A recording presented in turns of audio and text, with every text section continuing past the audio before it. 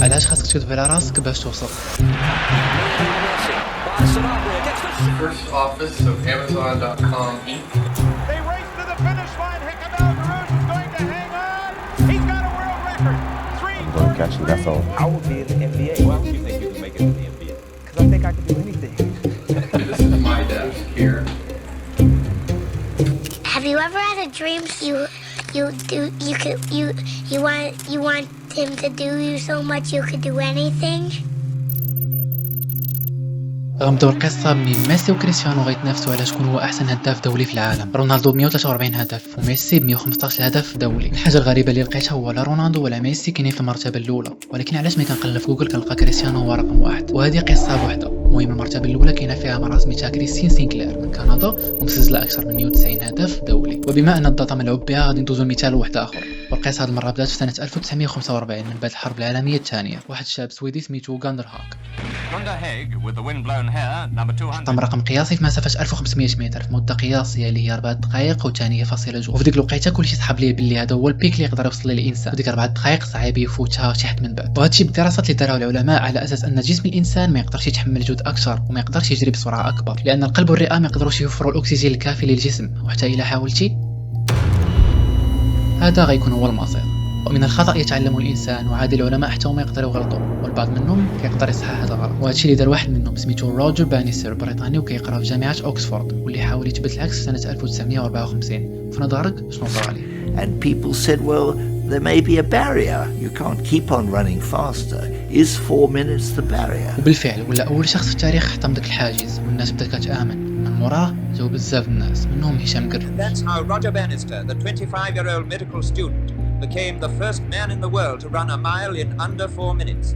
3 minutes 59.4 seconds to be exact. To the finish line. Hickamel Garage is going to hang on. He's got a world record. 3:43.12 as a matter of fact. مدة تسنين حتى واحد يحطم داك الرقم، يعني شخص واحد يقدر يديرها جاو بزاف الناس موراه داروا احسن منه. وللتذكير هشام قروز مازال في المرتبة الأولى في 1500 متر في مدة 3 دقائق 29 ثانية، ومن بعد 25 عام مازال ما قدر حتى حد يحطم هذا الرقم.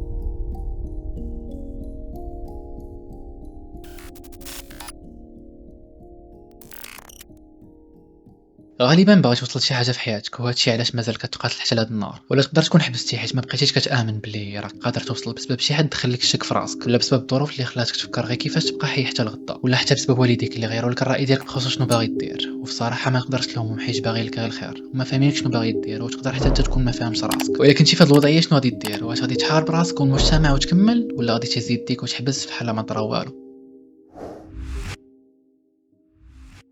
إلا عطاك مليار شنو غادي دير بها؟ غالبا سمعتيها شي مره في حياتك ولدرجه انك تخيلتي شنو غادي دير بها. تشري الدار ليك ولوالديك، ولا تدور عالم، ولا حتى انك تشري الاحلام ديالك. فالسوشيال ميديا ردات كلشي ساهل، ومعظم الناس منا تبلا بعقليه ليا نصيب. علاش غنضرب تماره نهار على نهار على ود مبلغ قليل؟ علاش ما نديرش بروجي ديالي ونولي حتى انا باترون على الناس؟ اعمل بذكاء وليس بجهد، وخدم عقلك بدل ما تخدم يدك. لدرجه ان كل نهار ولات كتبان لك حاجه جديده، تريدين، ايكوم، بيتكوين، ستارت اب، وبزاف د المجالات. وهادشي كامل مزيان، ولكن الا كنتي شتي في شي فيلم. اما في الحياه الحقيقيه يا غضرب تماره وتقدر توصل وتقدر ما توصلش، يا ما غدير حتى مجهود وتبقى في نفس البلاصه مربع يديك. ولكن انت كتقول في راسك كاين اللي لقاها واجده بلا ما يضرب عليها تماره. غنقول لك متفق معك من واحد الناحيه، كاين اللي عنده الزهر وكاين اللي منحوس، وفي الحياه كاين حتى رطوبه. باش نزيدو نفهمو اكثر هذا البلان غادي ندوزو للفقره الجايه. ما كاينش اللي ما كيعرفش بيل غيتس في 2026، وحتى الا ما كنتيش كتعرفو غالبا خدمتي بالمنتوج ديالو شي نهار.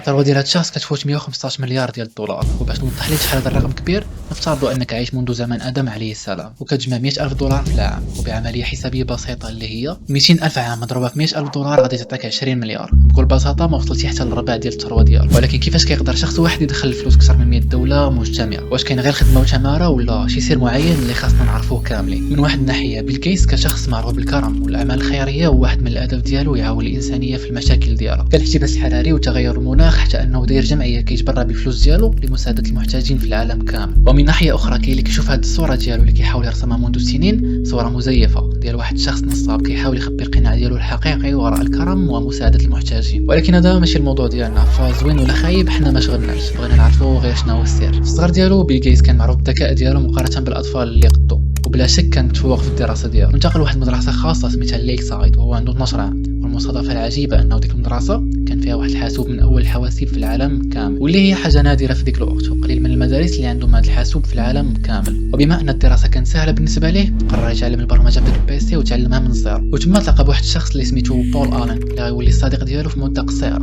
وبقاو كيتعلموا الكودين يوميا نهار على نهار، بحال كانوا عارفين أن هادشي غيقدر يبدل حياتهم 180 درجة. كيتعلموا حاجة جديدة كل نهار على الحاسوب والبرمجة، كيقراو الكتب، كيقراو المقالات، وكيقراو حتى البحوث العلميه. سالوا القرايه ديالهم في ليك سايد واسسوا اول شركه ليهم اللي كان سميتها تراف او داتا، وبما انها كانت اول بيزنس ديالهم ما كانش كيدخل لهم بزاف الفلوس، وكذلك كانوا مازال كيقراو. ولكن بيل غيتس فهم بلي القرايه في جامعه هارفارد ما غاديش توصلوا فين بغا، لذلك خرج منها سنه 1975 وكمل في الرحله ديال التعلم ديالو في بحر البرمجه. وهذا العام بالضبط كان احسن عام في حياته كامله، وكذلك في الحياه ديال الصديق ديالو آلان بول، حيت في هذا العام جاتهم فكره ديال انشاء شركه مايكروسوفت، ومن ثم تبدلت الحياه ديالهم 360 درجه.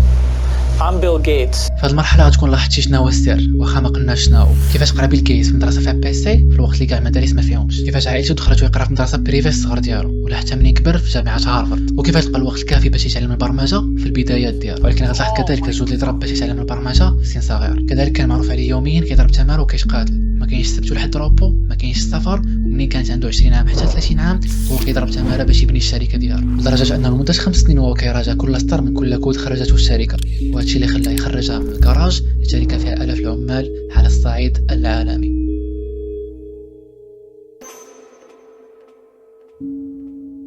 الا سولتيني واش الحظ كيلعب دور كبير غنقول لك 100% ولكن قليل منا كيعرف يستغل الفرصه اللي كيجلبها الحظ، وكاين الفرق بين واحد ضرب تمار عليها وواحد خداها بارده. واكبر دليل على هذا البلان هما الناس اللي كيربحوا في القمر واللي كيدوزوا وقت قليل وكيخسروا فلوسهم في حال عمرهم ما ربحوها. وفي حاله بيل غيتس بالفعل كاين الحظ، ولكن كاين معاه مجهود كبير، وبلا كلتا الطرفين ما كانش غيكون هذا النجاح. معظم الناس الناجحين اللي شفتهم في حياتك كذبوا على راسهم في واحد الفتره زمنيه معينه، في واحد الوقت اللي كان مستحيل يامن بهم شي حد، امنوا براسهم عن طريق كذبه صغيره ولات حقيقه في المستقبل. باش نكونوا واضحين، مفهوم النجاح كيختلف من شخص لاخر، ما كاينش غير الفلوس والحريه الماليه. يقدر يكون النجاح بالنسبه لك هو انك تتزوج وتكون عائله، ولا تنجح في الدراسه ديالك، ولا حتى انك دير فلوس. فكل مرحله اللي غدوز منها في حياتك غتبدل بزاف الحاجات فيك، منها مفهوم النجاح بالنسبه لك. والحاجه اللي خاصك تكون عارفه في كل مرحله هو انك توصل لعمرها كانت حاجه سهله، وعمرها غتكون بالحظ ولا بلا به، بالفلوس ولا بلا بيع، بالدعم ولا غير بوحدك. فضروري من التماره، وضروري من بزاف المشاكل والصعوبات، واهم حاجه ضروري ما تامن بالكذبه اللي كذبتي على راسك في الاول باللي راك قادر توصل، حيت ما غاديش تخسر والو الا حاولتي، ولكن غتخسر اكثر الا عمرك بديتي.